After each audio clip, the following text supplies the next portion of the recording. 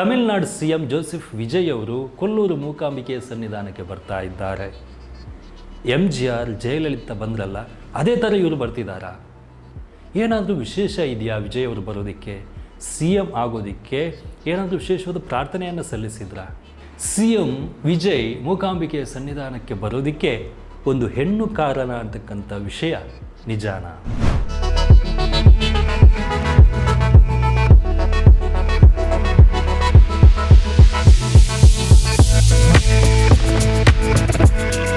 ವೀಕ್ಷಕರೇ ನಮಸ್ಕಾರ. ಇವತ್ತೊಂದು ಹೊಸ ವಿಷಯದೊಂದಿಗೆ ನಿಮ್ಮ ಮುಂದೆ ಬಂದಿದ್ದೀನಿ. ವಿಶೇಷ ಅಂದರೆ ಉಡುಪಿ ಜಿಲ್ಲೆಯ ಕೊಲ್ಲೂರು ಮೂಕಾಂಬಿಕೆಯ ಸನ್ನಿಧಾನಕ್ಕೆ ಇವತ್ತು ತಮಿಳುನಾಡಿನ ಮುಖ್ಯಮಂತ್ರಿ ಜೋಸೆಫ್ ವಿಜಯ್ ಅವರು ಆಗಮಿಸ್ತಾ ಇದ್ದಾರೆ. ವಿಶೇಷವಾಗಿ ಪೂಜೆಯನ್ನು ಸಲ್ಲಿಸ್ತಾ ಇದ್ದಾರೆ. ಈ ಕಾರಣಕ್ಕಾಗಿ ಇವತ್ತು ಉಡುಪಿ ಜಿಲ್ಲೆಯ ಮೂಕಾಂಬಿಕೆಯ ಸನ್ನಿಧಾನ ಸಾಕಷ್ಟು ವಿಶೇಷ ಕಾರಣಗಳಿಂದ ಸುದ್ದಿಯಾಗ್ತಾ ಇದೆ. ಜೋಸೆಫ್ ವಿಜಯ್ ಅವರು ತಮಿಳುನಾಡಿಂದ ಇದೀಗ ಉಡುಪಿ ಜಿಲ್ಲೆಯ ಮೂಕಾಂಬಿಕೆಯ ಸನ್ನಿಧಾನಕ್ಕೆ ಬರ್ತಿರೋದು ಯಾಕೆ ಅನ್ನೋದರ ಬಗ್ಗೆ ಕೂಡ ಚರ್ಚೆ ಶುರುವಾಗಿದೆ. ವಿಶೇಷ ಅಂದರೆ ಮುಖ್ಯಮಂತ್ರಿ ಆದ ನಂತರದಿಂದ ವಿಜಯ್ ಅವರು ಚರ್ಚ್, ಮಸೀದಿ, ದೇವಸ್ಥಾನ ಹೀಗಂತ ಬೇರೆ ಬೇರೆ ಕಡೆಗೆ ತೆರಳಿ ವಿಶೇಷವಾದ ಪೂಜೆಗಳನ್ನು ಸಲ್ಲಿಸಿ ತಮ್ಮ ಭಕ್ತಿಯನ್ನು ಪ್ರದರ್ಶನ ಮಾಡ್ತಾ ಇದ್ದಾರೆ. ಅದರ ಜೊತೆಗೆ ಮುಖ್ಯಮಂತ್ರಿ ಆದ ನಂತರದಲ್ಲಿ ತಮ್ಮ ಸಹಬಾಳ್ವೆಯ ಸಂದೇಶವನ್ನು ಕೂಡ ರವಾನೆ ಮಾಡ್ತಾ ಇದ್ದಾರೆ. ಇದೀಗ ಉಡುಪಿ ಜಿಲ್ಲೆಯ ಮೂಕಾಂಬಿಕೆಯ ಸನ್ನಿಧಾನಕ್ಕೆ ಬರ್ತಾ ಇರೋದ್ರಿಂದ ಪ್ರಶ್ನೆ ಉದ್ಭವ ಆಗಿರೋದು, ಕರ್ನಾಟಕದ ಮೂಕಾಂಬಿಕೆಯ ಸನ್ನಿಧಾನಕ್ಕೆ, ಕರ್ನಾಟಕದಲ್ಲಿರುವ ಉಡುಪಿ ಜಿಲ್ಲೆಯ ಮೂಕಾಂಬಿಕೆಯ ಸನ್ನಿಧಾನಕ್ಕೆ ತಮಿಳುನಾಡಿನ ಮುಖ್ಯಮಂತ್ರಿ ಬರ್ತಾ ಇರೋದು ಯಾಕೆ? ಏನಾದರೂ ವಿಶೇಷವಾದ ಕಾರಣ ಇದೆಯಾ?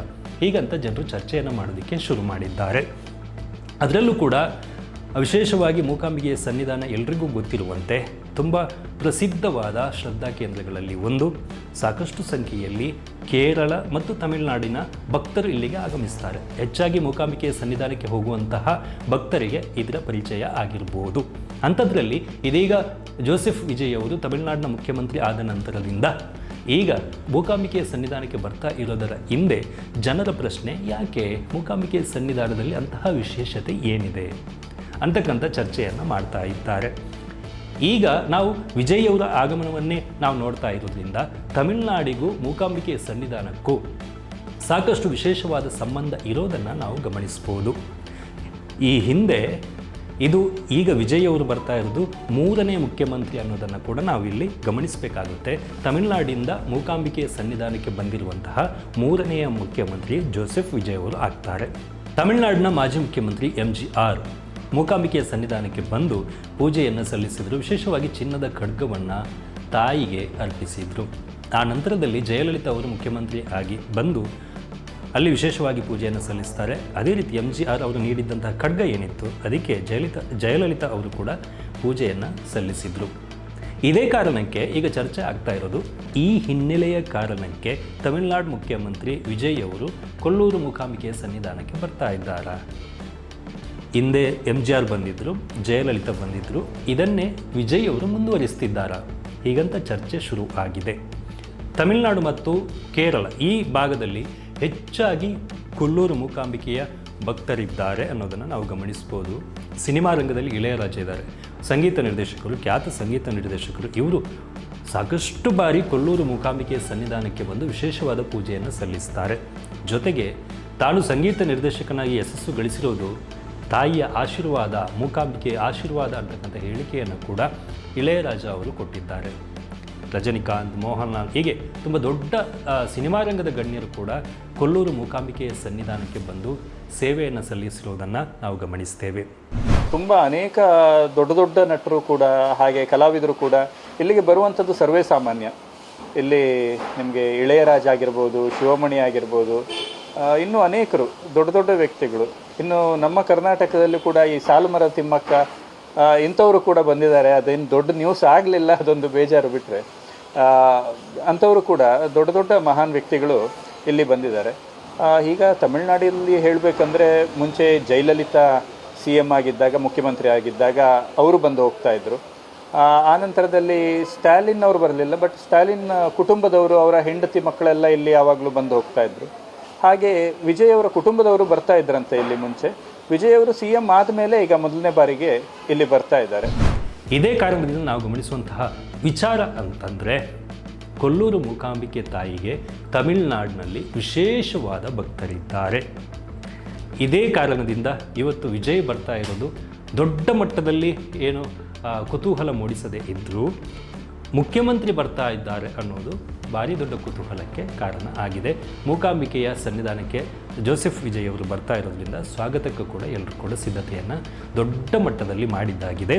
ಜೋಸೆಫ್ ವಿಜಯ್ ಅವರು ತಾಯಿ ಮೂಕಾಂಬಿಕೆಯನ್ನು ನೋಡಿ ಭಾವುಕರಾಗಿ ತಮ್ಮ ಪ್ರಾರ್ಥನೆಯನ್ನು ಸಲ್ಲಿಸಿದ್ದು ಆಗಿದೆ. ತಮಿಳುನಾಡು ಮುಖ್ಯಮಂತ್ರಿ ಜೋಸೆಫ್ ವಿಜಯ್ ಅವರು ಮೂಕಾಂಬಿಕೆಯ ಸನ್ನಿಧಾನಕ್ಕೆ ಬರೋದಕ್ಕೆ ಒಂದು ಹೆಣ್ಣು ಕಾರಣ ಈಗಂತ ಇದೀಗ ಚರ್ಚೆ ಶುರು ಆಗಿದೆ. ಈಗಾಗಲೇ ಹೇಳಿರುವಂತೆ MGR ಅವರು ಬಂದ ಕಾರಣಕ್ಕೋ ಜಯಲಲಿತಾ ಅವರು ಬಂದ ಕಾರಣಕ್ಕೋ CM ಆಗಿ ಜೋಸೆಫ್ ವಿಜಯ್ ಅವರು ಮೂಕಾಂಬಿಕೆಯ ಸನ್ನಿಧಾನಕ್ಕೆ ಬರ್ತಾ ಇಲ್ಲ. ಜೋಸೆಫ್ ವಿಜಯ್ ಅವರು ಮುಖ್ಯಮಂತ್ರಿ, ತಮಿಳುನಾಡಿನ ಮುಖ್ಯಮಂತ್ರಿಯವರು ಮೂಕಾಂಬಿಕೆಯ ಸನ್ನಿಧಾನಕ್ಕೆ ಬರೋದಕ್ಕೆ ಪ್ರಮುಖವಾದ ಕಾರಣ ಒಂದು ಹೆಣ್ಣು. ಈಗ ಜನ ಪ್ರಶ್ನೆ ಯಾರು ತ್ರಿಷಾನ ಹೀಗಂತ ಜನ ಪ್ರಶ್ನೆ ಮಾಡ್ಬೋದು. ಆದರೆ ತ್ರಿಷಾ ಕೂಡ ಅಲ್ಲ. ವಿಶೇಷವಾಗಿ CM ವಿಜಯ್ ಅವರ ತಾಯಿ ಶೋಭಾ ಚಂದ್ರಶೇಖರ್ ದೊಡ್ಡ ಮೂಕಾಂಬಿಕೆಯ ಭಕ್ತೆ. ವಿಜಯ್ ಅವರ ಸಣ್ಣ ವಯಸ್ಸಿನಿಂದ ಕೂಡ ವಿಜಯ್ ಅವರ ಏಳಿಗೆಯಲ್ಲಿ ಶೋಭಾ ಚಂದ್ರಶೇಖರ್ ಅವರ ಮೂಕಾಂಬಿಕೆಗೆ ಅರ್ಪಿಸಿರುವಂತಹ ಪ್ರಾರ್ಥನೆಗಳಿವೆ. ಯಾವುದೇ ಮಗನ ಸಿನಿಮಾ ಆಗಲಿ ಏನೇ ಆಗಲಿ ಶೋಭಾ ಚಂದ್ರಶೇಖರ್ ಅವರು ಮೂಕಾಂಬಿಕೆಯ ಸನ್ನಿಧಾನಕ್ಕೆ ವಿಶೇಷವಾದ ಪ್ರಾರ್ಥನೆಯನ್ನು ಸಲ್ಲಿಸ್ತಾ ಬರ್ತಾ ಇದ್ದರು. ದೊಡ್ಡ ಭಕ್ತೆ.